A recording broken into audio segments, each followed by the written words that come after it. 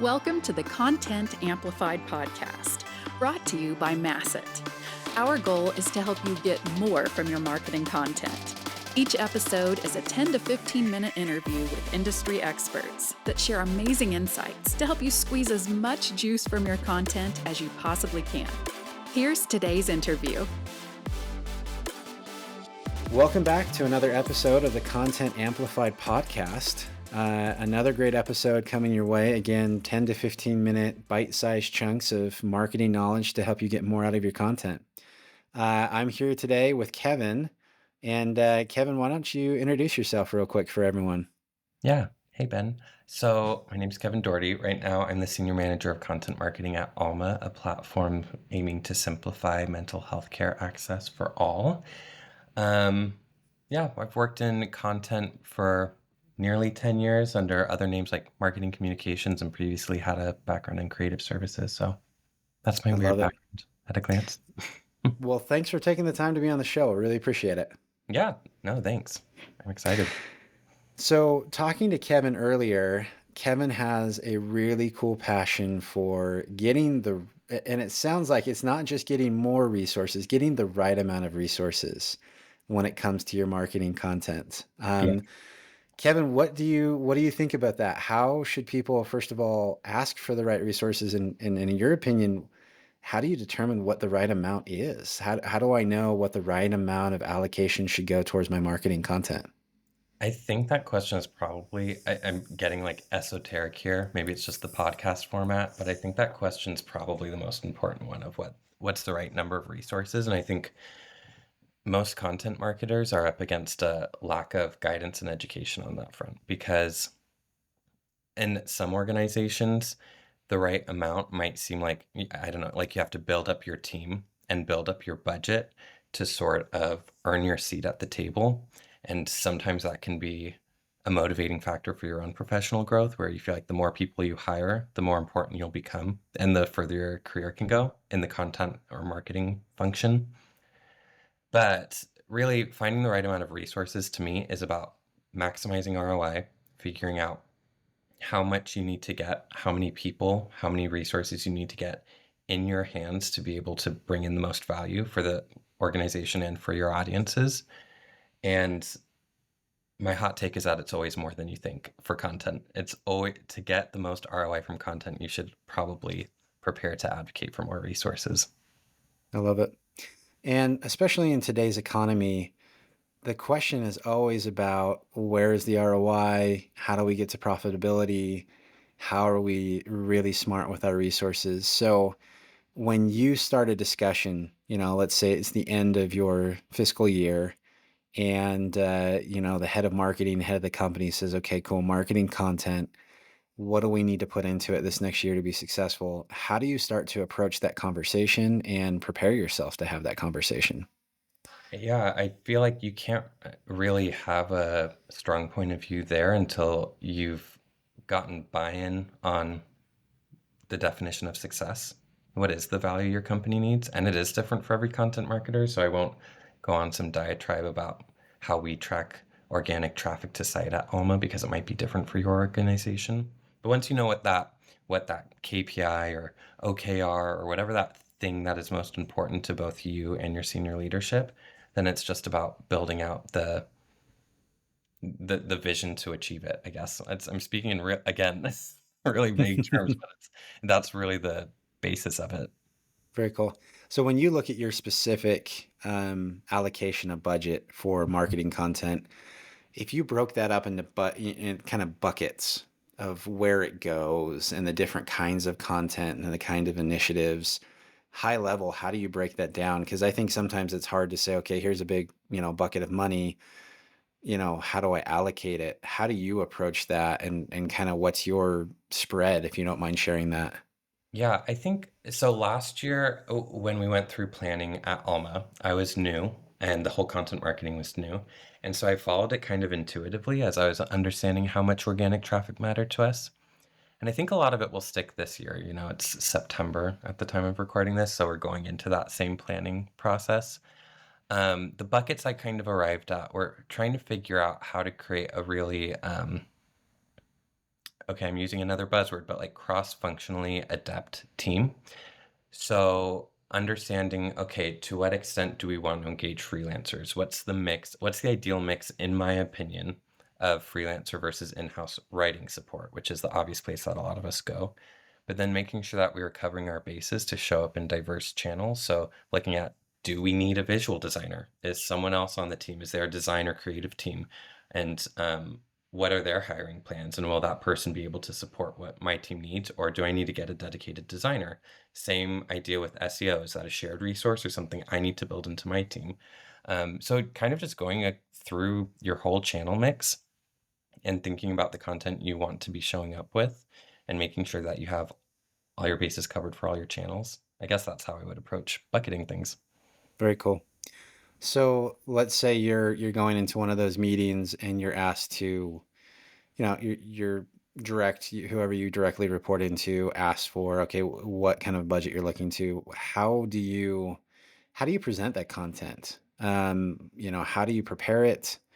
Obviously, you talked about the KPIs to figure that out, making sure that you're talking about the organizational goals and that's aligned. But do you have a particular format or methodology or way of showing the content or the data to request budget? Walk us through kind of things you've seen to be successful in that space. Yeah, I don't have a like repeatable framework, but things that I found work really well include, as always, like just rounding up 25% from what you think you really need for that first impression, because you will be haggling and negotiating. So just always round up on the first presentation.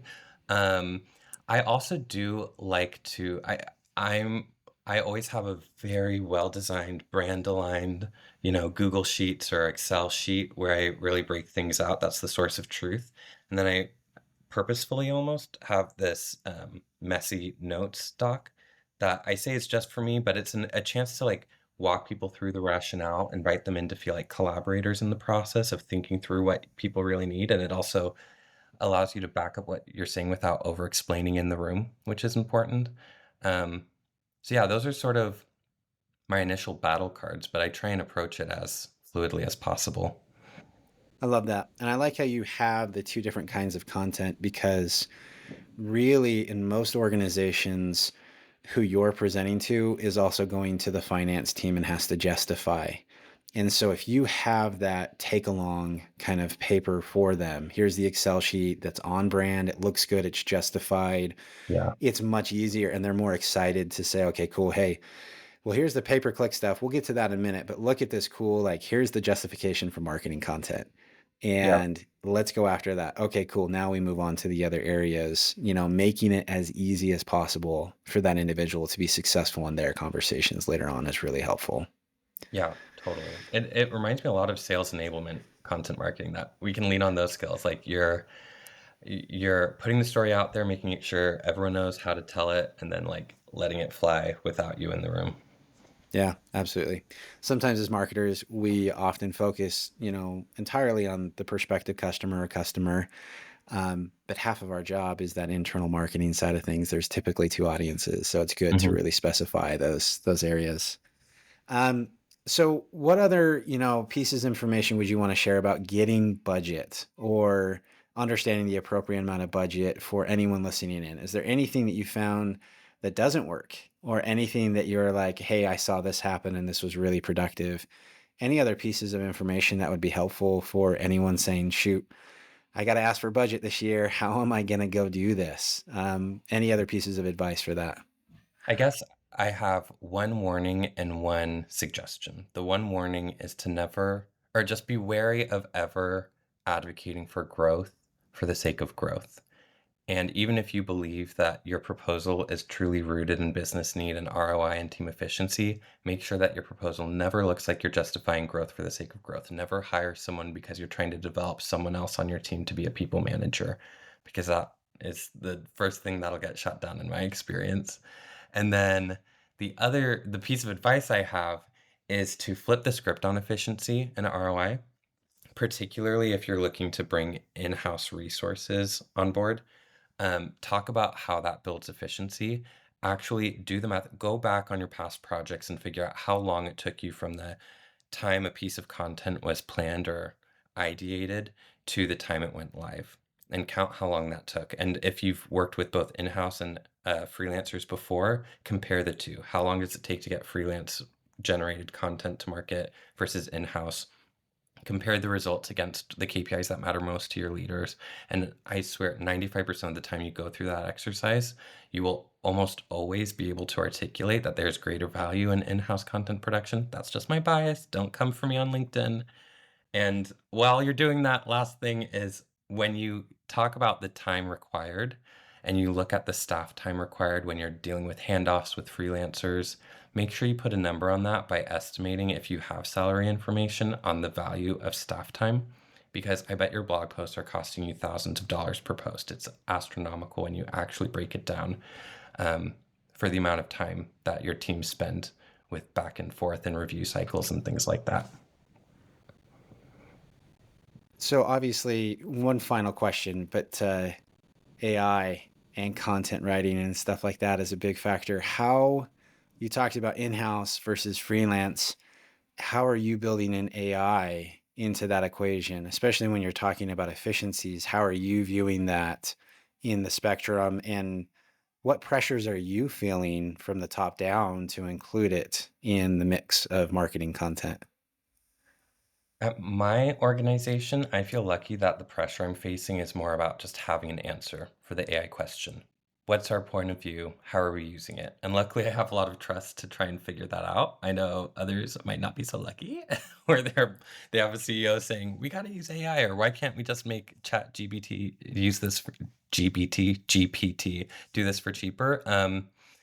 But for us, I have a unique answer. I think AI generated content is helpful for some.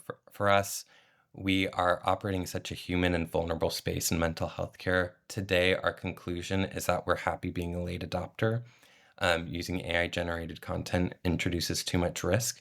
And so when it comes to resourcing, it's us figuring out, okay, where can we use AI and generative AI and machine learning products to make research more efficient, make SEO more efficient, make content ops more efficient, but building in more human resources for like writing and design and things like that.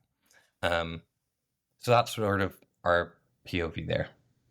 I love that. I think the big takeaway I took from that is being very thoughtful, right? Like obviously there is a really cool power in AI and ability to increase efficiencies, but it isn't the end-to-end answer to all of your problems, right? Yeah. It is really an opportunity to thoughtfully say, how do we take advantage of this technology? And I love for you, we're making a conscious decision that we're going to be late adopters.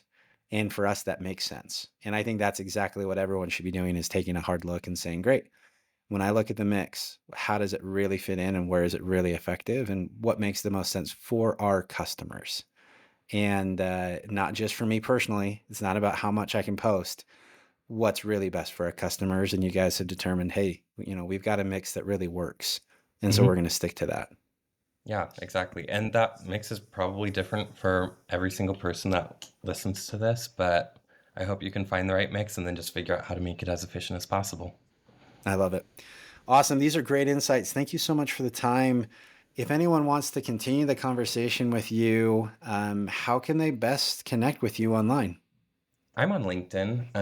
KPDOH, I think is my Twitter or my LinkedIn handle. So happy to swap ideas there. And then, you know, if I can plug my company, mental health care is a universal need. And if you're looking for therapy, consider finding the right therapist for you at helloalma.com. Wow, almost fumbled the CT. I'm going to lose my marketing trophies.